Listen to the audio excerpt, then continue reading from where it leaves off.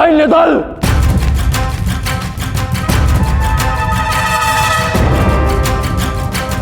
तुमने फारस की ललकार को स्वीकारा, इसका अर्थ ये नहीं कि हमारे पौरव राजसभा में तुम्हारी हुंकार गूंजेगी, हुंकार गूंजेगी, हुंकार गूंजेगी, हुंकार गूंजेगी, हुंकार गूंजेगी।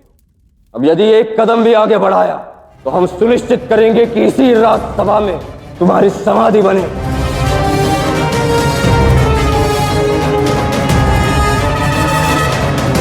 इससे पहले कि हमारा क्रोध हमारे विवेक पर हावी हो जाए, चले जाओ हमारे राष्ट्र से।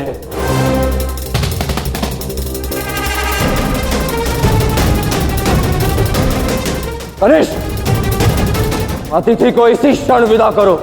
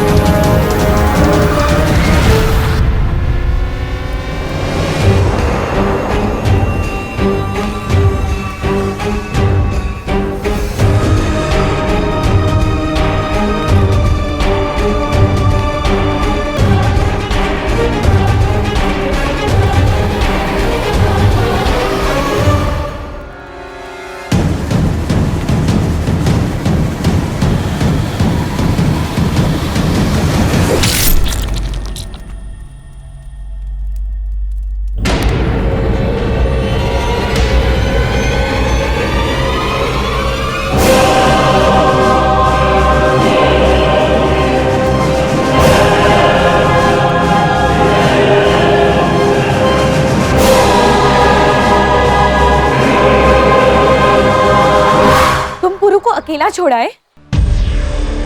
वो तुम्हारी जान बचाने के लिए पौरव राष्ट्र गया और तुम उसे ही छोड़ा है, असहाय।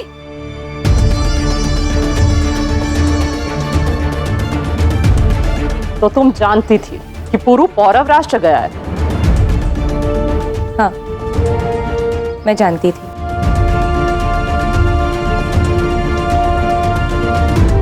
परंतु वो स्वयं नहीं गया, भाई ने उसे संदेश भेजा था वहां आने के लिए। क्योंकि वो लोग यही चाहते थे। वो लोग मुझसे दस्यु लोक का पता पूछ रहे। इतने दिनों तक मुझे पीड़ा दी, मेरे प्राण तक लेने पे तो लाए थे, किंतु मैंने दस्यु लोक पर कोई संकट नहीं आने दिया। और फिर उन्होंने पुरु को बुलाने की मांग की और दस्यु लोक की भलाई के लिए मैंने पुरु को संदेश भेजा। अर्थात पुरु उस विक्षिप्त महिला को लेकर पौरव राष्ट्र गया है? हाँ, उन्हें वो महिला चाहिए थी। न जाने क्या संबंध था। उस महिला को लेने के पश्चात ही उन्होंने मुझे छोड़ा। परंतु हस्ती और उसके पिता पुरु और सुमेर को ढूंढने मगध गए हैं। वो नहीं जानते पुरु पौरव राष्ट्र गया है। मगध में गए सज्जन सिंह और हस्ती को संदेशा भेजो कि वो तुरंत यहाँ लौट आए।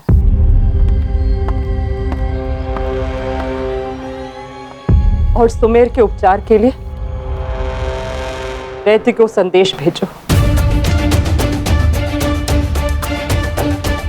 हस्ती, सज्जन काका, भाई, सबके विषय में सोचा आपने, परंतु पुरु का क्या मां?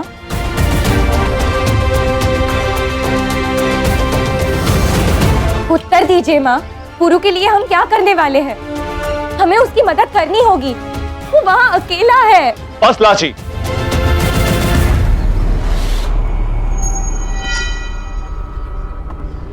हर चयन के अपने परिणाम होते हैं।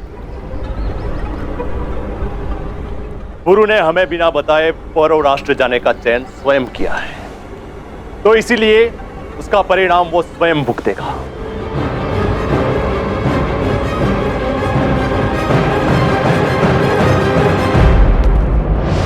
और राष्ट्र का मान बढ़ाने का पुरस्कार तुम्हें महाराज ने दिया, जीवन दान देकर। और युवराज पर हाथ उठाने का दंड मैं तुम्हें दे रहा हूं, तुम्हारा जीवन लेकर।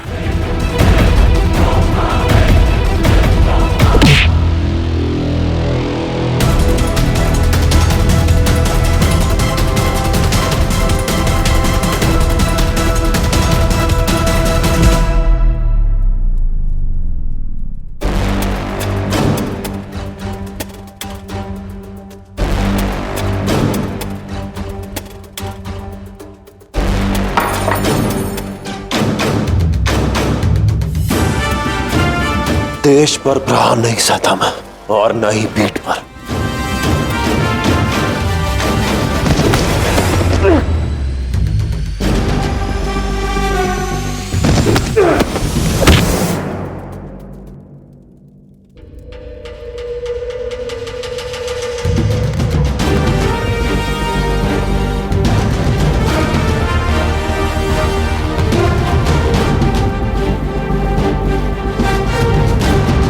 तुम्हारे हाथों मेरी मृत्यु लिखी होती तो उसी दिन हो जाती जिस दिन हम पहली बार मिले थे। खेद होता है मुझे युवराज कि रणभूमि में मुझे लड़ता देख तुम ये बात समझ नहीं पाए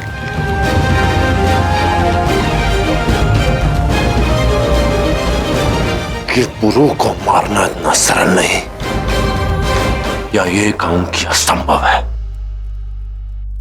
परंतु तुम्हें फिर से धूल चटाने में मुझे कोई कठिनाई नहीं होगी।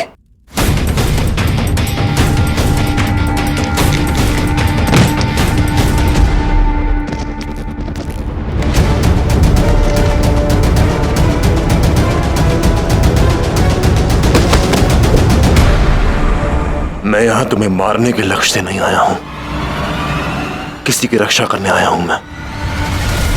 जाकर कह देना अपने पिता से कि पुरु कोई काम अधूरा नहीं छोड़ता। मैं उस महिला को अपने साथ लेकर ही जाऊंगा। मुझे कोई नहीं रोक पाएगा, तुम्हारे पिता महाराज बन्नी भी नहीं।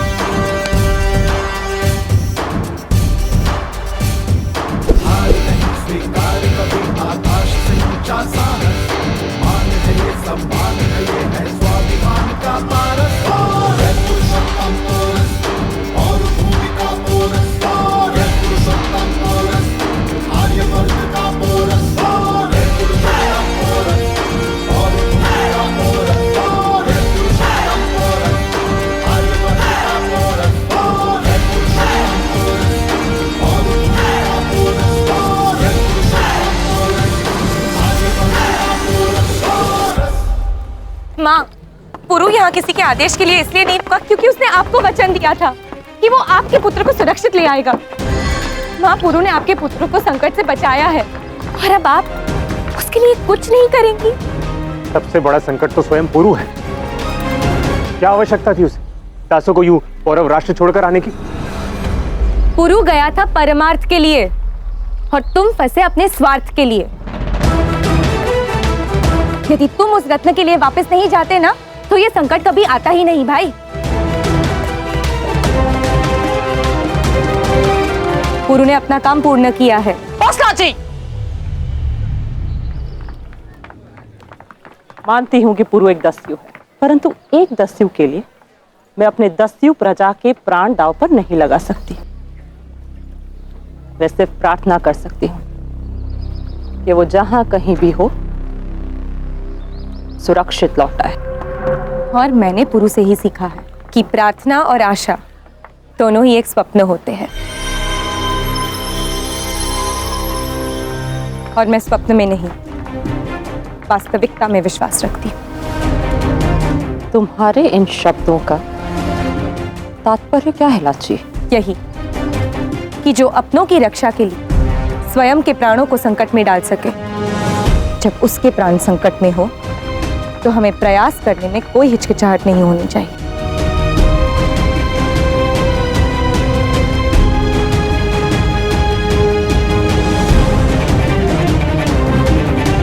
एक रानी होने के नाते आपका अधिकार है कि आप दस्युलोक से जुड़े निर्णय लें, परंतु ये मेरा अधिकार है कि मैं व्यक्तिगत रूप से क्या चयन करती हूँ।